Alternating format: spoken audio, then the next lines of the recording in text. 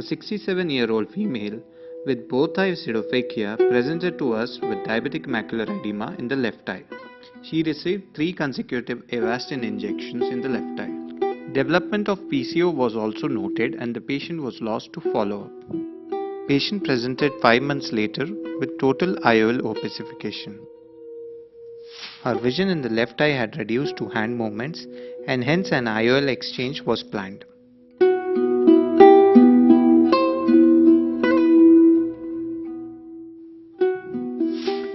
To help visualization of the capsule was stained with trypan blue.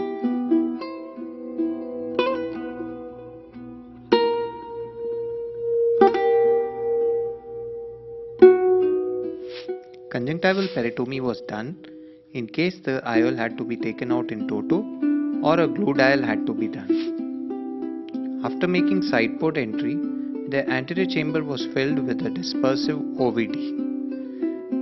And the plan was to dial the IOL out.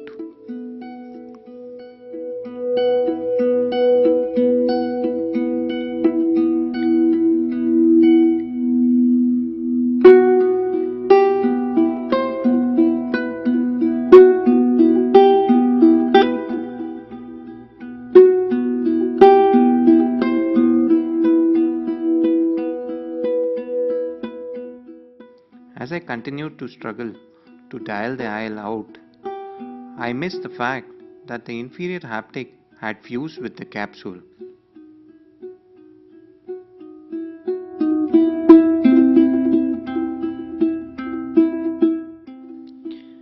So after all the struggles, finally I was able to prolapse the superior haptic out, and as the IOL was explanted, the bag came out with the inferior haptic and there was no bag left.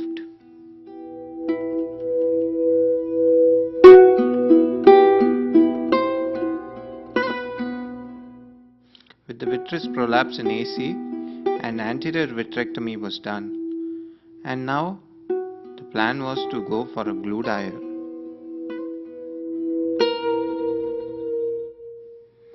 So sclerotomies were made under the flap on both the sides, and a 3-piece rigid IOL was inserted and the haptics brought out through the sclerotomies with the help of a microforceps.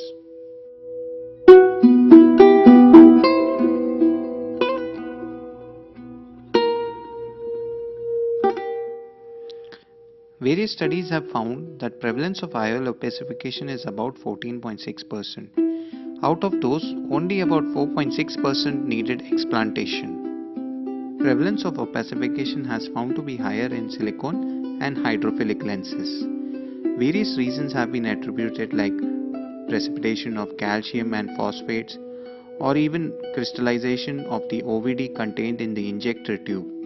Diabetes, glaucoma and inflammation have found to be associated with IOL opacification, and recently even DSEC has been found to be associated with IOL opacification. Not surprisingly, our lens was also hydrophilic. Considering both eyes had the same lens and the duration of the cataract surgery was also similar, an association with Avastin cannot be ruled out.